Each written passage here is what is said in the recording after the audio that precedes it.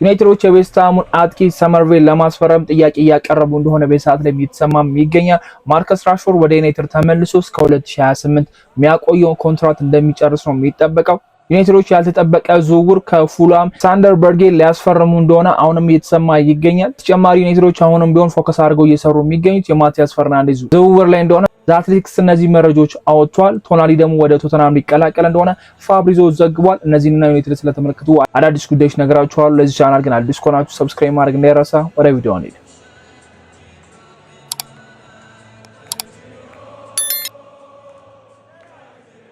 ትላንት ማታና ዛሬ ቀን ላይ ያልተጠበቁ ዝውውሮች ሰምተናል ብዬ አስባለሁና ቶናሊ ወደ ቶተናም ሊያመራ ነው። ዩናይትድ ደግሞ የዌስትሃሙን አጥቂ ሰመርቬልን እየተመለከተ እንደሆነ መረጃዎች ያሳያሉና የቶናሊ ወደ ቶተናም ማምራት ዩናይትዶች ምናልባት ሰርፕራይዝ የሚያደርጋቸው ዝውውር ይመስለኛል። ሁላችንም ያልጠበቅነው ነበር። ቶናሊ ምናልባት አርሰናል ወይ ደግሞ ሲቲ ለመዘዋወር ተቃርቧል ቢባል ይሄን ያህል አይገርመንም ነበር። የቶተናም ግን በጣም አስገርሞኛል። 85 ሚሊዮን ፓውንዶች ነው ኒውካስል ለዚህ ዝውውር የፈለገው። ዩናይትድ በሚጠይቅበት አጋጣሚ 100 ሚሊዮን ነበር ሲል የነበረውና የዝውውር ጥያቄዎች ለዩናይትድና ከሌሎች ክለቦች ይለያያሉ። አንዳንድ መረጃዎች ነበሩ ለዩናይትድ መሸጥ እንደማይፈልጉ ኒውካስሎች የሚያሳዩ ነገር ነው። አላረን ተቀናቃይ ቡድናቸውን ማጠናከር ነው ብለው ያስባሉ የሚል መረጃዎች ነበሩ።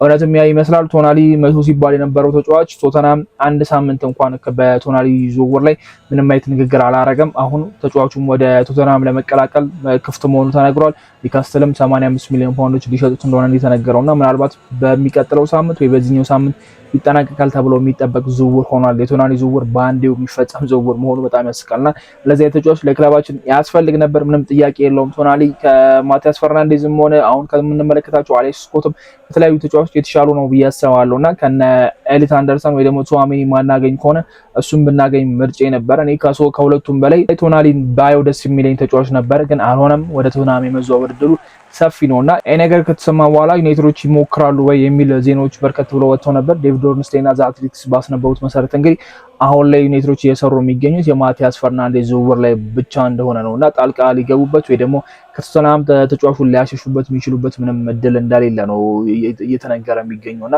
ዩናይትድ ማቲያስ ፈርናንዴዝ ላይ እየሰራ ነው ከወኪሉ ኑኖ ሜንዴዝ ጋር አሁንም ንግግራቸው እንደቀጠለና የተሻለ ደረጃ ላይ እንደደረሰ ነው እየተነገረ የሚገኘው። ምንም ፐርሰናል ተርሞች ብዙም ችግር ይሆንባቸዋል ተብሎ አይጠበቅም። ዌስትሃም ዋጋውን ይቀንሳል አይቀንስም የሱ ጥያቄ ነው። ስለዚህ ወኪሉ ከዌስትሃም ጋር የተወሰነ ንግግሮችን ያደርጋል ተብሎ ይጠበቃልና ዩናይትዶች ቶናሊን ማጣታቸው ወይ ደግሞ ቶናሊ ወደ ቶተናም ማምራቱ ብዙም ግድ የሰጣቸው አይመስልም። ግን ዋጋ የሚያስከፍለን ተጫዋች ነው ብዬ አስባለሁና እሱን የመሰለ ተጫዋች በቀላሉ እነዚህ ሌላ ምንም አይነት የአውሮፓ መድረክ የሌለው ክለብ ሲያስፈርሙ እንደማይት የሚያናድ ነገር የለውም። ቶተናም ምንም የአውሮፓ መድረክ እንደሌለው እናውቃለን። ለወራጅ ሲታከል እንደነበረ ሁላችንም እናውቃለን። ዲዘርቤ ነው ይሄንን ስራ የሰሩት እየተባለ የሚገኘው እሱ ነው። ተጫዋቹን በቅርበት ያውቁታልና ካናገሩት በኋላ ነው በእሳቸው ፕሮጀክት ፍላጎት እንዳሳደረና ወደዛ መዘዋወር እንደሚፈልግ የተነገረውና ዩናይትድ አሁን ላይ ጣልቃ ገብቶ ለማዘዋወር ራሱ የሚችለው ዝውውር አይደለም ብዬ አስባለሁ። ደሞዙ ሲሉ ነበረ፣ የዝውውር ዋጋውም ሲሉ ነበርና የዝውውር ዋጋው 85 ደርሷል። ኖርማል ነው ብዬ አስባለሁ ለቶናሊ። ግን ዞሮ አሁን የቶተናም ተጫዋች የመሆን እድሉ ሰፍቷል። ዩናይትድም ማቲያስ ፈርናንዴዝ ላይ እየሰራ ይገኛል። ማቲያስ ፈርናንዴዝ እና ቶናሊ አንድ አይነት ዋጋ መሆናቸው ያስገርማል ብዬ አስባለሁና የማቲያስ ፈርናንዴዝ ጉዳይ የተወሰነ መንዛዛት ላይ ያለ ይመስላል። የብራይን ምቤሞን ዝውውር ይመስላል። ተጫዋቹ መዘዋወር ይፈልጋል። ብሬንፎርድ ለተጫዋቹ የሚጠሩትን ዋጋ አለመቀነስ ዩናይትድ መክፈል አለመፈለግ የተወሰነ ግርግር ፈጥሯል ነበር እስከ አንድ ወር ምናምን የሚያቆይ የብራይን ምቤሞ። አሁንም ተመሳሳይ ነገር ይፈጠራል ተብሎ አይታሰብም። ያው የዌስትሃም እስከ ተወሰነ ጊዜ ነው ያላቸው ገደብ። ግዴታ ተጫዋቾች መሸጥ ስላለባቸው ብቻ በዚህ ወር መጨረሻ ምናልባት የዝውውር የሚጠናቀቅበት አጋጣሚ ይፈጠራል ተብሎ ይታሰባልና ዩናይትድ ምን ያህል ያቀርባል የሚለው ነገር ነው። የቶናሊ ጉዳይ ያበቃለት ይመስላል። ማቲያስ ፈርናንዴዝ ላይ ፎከስ አድርጎ እንደሚሰሩ ነው የሚነገረው። አሁን ደግሞ ከዛው ከዌስትሃም ሳንወጣ እንግዲህ እዛው ላይ ደብል ዝውውር ለማድረግ ነው ያሰቡ የሚገኙት ዩናይትዶች። የዌስትሃሙን አጥቂ እንግዲህ ሰመርቬልን የዝውውር ጥያቄ እንዳቀርቡ ነው የተነገረ የሚገኘው። ተጫዋቹ ይለቃል ተብሎ ይታሰባል። ወደ ቻምፒዮንሺፕ ሄዶ መጫወት ማንም ፍላጎት ያለው ተጫዋች የለም። ጥሩ የሚባል ተጫዋች ነው። በሊጉ በደንብ ካየናቸው ተጫዋቾች መሀል አንደኛ ነውና ዩናይትድ የማቲያስ ፈርናንዴዝም በዛ በኩል እያናገረ እንግዲህ በዚህኛው በኩልም የሱን ዝውውር እያጠና እንደሆነና ጥያቄ እንዳቀረበ ነው አትሌቲክስ ይዞ የወጡት መረጃዎች የሚያሳዩትና ጥያቄው እንግዲህ ተጫዋቹ ይሸጣል፣ ምን ያህል ዋጋ ነው የሚያወጣው ነው። 50 ሚሊዮን ነው እየተባለ የሚገኘው። ዩናይትዶች 50 ሚሊዮን ያወጣሉ አያወጡም የራሱ ጥያቄ ነው። ግን ደግሞ እንደ አማራጭ መጠየቃቸው ብዙ የሚገርም ነገር አይደለም ብዬ አስባለሁና በሊጉ አሪፍ አቅም ካላቸው ራሳቸውን ካሳዩ ተጫዋቾች መሀል አንደኛው ነው ብዬ አስባለሁ። በተለይ 2023-24 ላይ 19 ጎሎችን ማስቆጠር ችሏልና ቀላል አይደለም። ለዩናይትድ የግራ ክንፍ አጥቂ ደግሞ እንደሚያስፈልገው እናውቃለን። እዚህ ደግሞ አጋጣሚው ሲገኝ ጥያቄዎችን ማቅረቡ ተገቢ ነው ብዬ አስባለሁ። የተጫዋቹ ዝውውር ምን ያህል ሄዳል፣ ዩናይትዶች ፍላጎታቸው የት ድረስ ነው የሚለው ግልጽ አይደለም። ምክንያቱም አዲስ ስም ነው የሰማነው፣ አዲስ ዜና ነው፣ አዲስ ስም ነው የሰማነው እና እስካሁን ድረስ ከሰማናቸው ስሞች የሰመርቬል ለየት ይላል ብዬ አስባለሁ እና የነ ራፋሌው ብዙም ሊገርመን አይችልም። የአንድ ዲያሞንዴሊ ተመልሰው መጡ ቢባል አይገርምንም እና ይህ ዝውውር ትንሽ ለወጥ ይላል። ስታሞች እነዚህን ሁለት ተጫዋቾች በምን ያህል ዋጋ ለዩናይትድ ለማዘዋወር ፈቃደኛ ይሆናሉ? ምናልባት ሁለት ተጫዋቾች ስለሆኑ የተወሰነ የዋጋ ቅነሳ ሊመጣልት ይችላል ብዬ አስባለሁ እና ዩናይትድ ሁለቱን እየተመለከተ እንደሆነ ነው መረጃዎች የሚያሳዩት። ሌላው ማርከስ ራሽፎርድ ወደ ዩናይትድ ተመልሶ እስከ 2028 የሚያቆየውን ኮንትራት እንግዲህ ለመጨረስ ፈቃደኛ እንደሆነና የትኛውንም የእንግሊዝ ፕሪሚየር ሊግ ክለብ መቀላቀል እንደማይፈልግና እዛው ዩናይትድ ያለውን ኮንትራት መጨረስ እንደሚፈልግ ነው እንግዲህ አሁንም አትሌቲክስ ነው እነዚህ መረጃዎች ይዞ የወጣውና ይሄ ዜና ለዩናይትድ ጥሩ ይሁን መጥፎ እርግጠኛ አይደለሁም። ራሽፎርድ በማይክል ካሪክ ስር የመሰልጠን እድል አለው ብለን ስናወራ ነበር። ማይክል ካሪክ ከተሸሙ በኋላ ባርሴሎና አያስፈርመውም የሚለው ዜና ከመውጣቱ በፊት እንኳን ምናልባት እድል ሊኖረው ይችላል፣ ማይክል ካሪክ ራሽፎርድ ሊመልሰው ይችላል የሚሉ ዜናዎች ብዙ ነበሩና አሁን ራሽፎርድ በባርሳ እንደማይቆይ ግልጽ ነው። የነበረው የ30 ሚሊዮን ፓውንድ ውል እንግዲህ አብቅቷል። አሁን ለዩናይትዶች 40 ሚሊዮን ፓውንድ ነው ለራሽፎርድ የሚጠይቁትና እዚህ ውል ላይ ሊቨርፑልም ሆነ ማን ሲቲ ያሉበትም እነዚህ ክለቦች አይሳተፉም። ያው ተቀናቃኝ ስለሆነ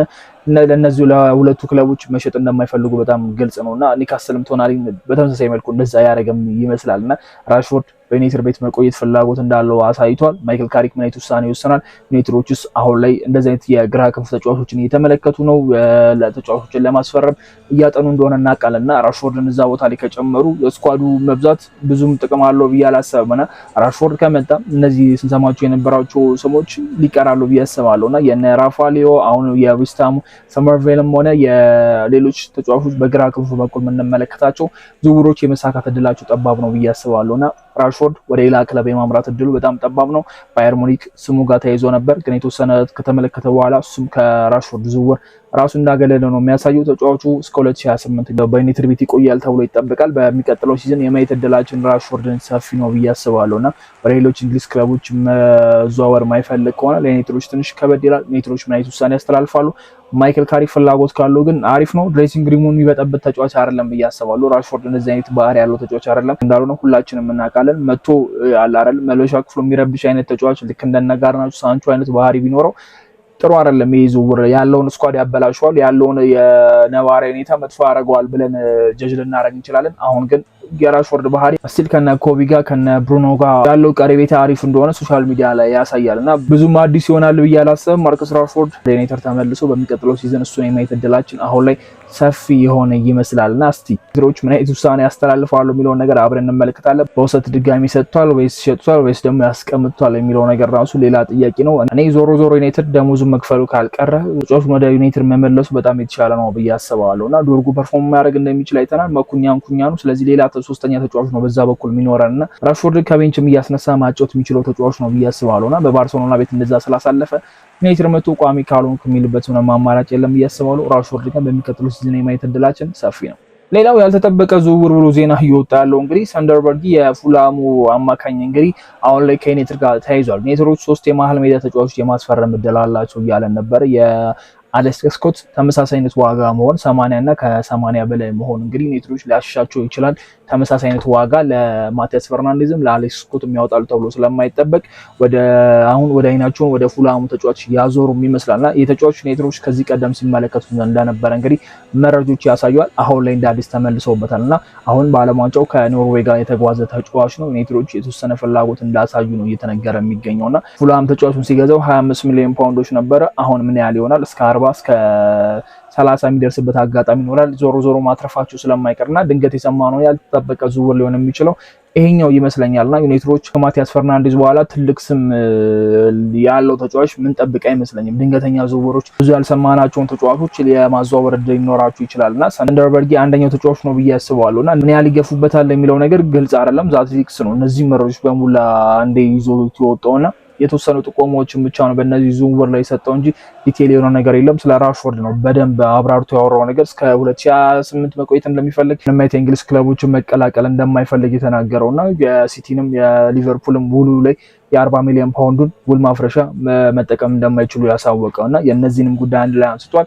እስቲ በእነዚህ መረጃዎች ጉዳይ ሌላ አዳዲስ ዜናዎች ሲያወጣ ደግሞ የምንመለከተው ነው የሚሆነው። የነ ዝርክዚና የኡጋርቴ ዩናይትዶች አሁን የትኛውንም ክለብ ጥያቄ ለመቀበል ክፍት እንደሆኑ ነው የተሰማውና እነዚህ ሁለት ተጫዋቾች የሚለቁ ከሆነ ዩናይትድ ሶስተኛ አማካኝ ማስፈረሙ የማይቀር ነገር ነው። ኡጋርቴ ከለቀቀ ፕላስ ደግሞ አጥቂ ማስፈረማችን የማይቀር ነገር ነው። ምናልባት ራሽፎርድ ፍቃደኛ ከሆነ ከዚህ ቀደም ኤሪክ ቴን ሃግ ሲያደርጉት እንደነበረው በ9 ቁጥር ቦታ መጫወት የሚችል ከሆነ በጣም አሪፍ ነው። ሌላ ወጪ ላይ ያወጡበት የሚችሉበት አጋጣሚ ይኖራል።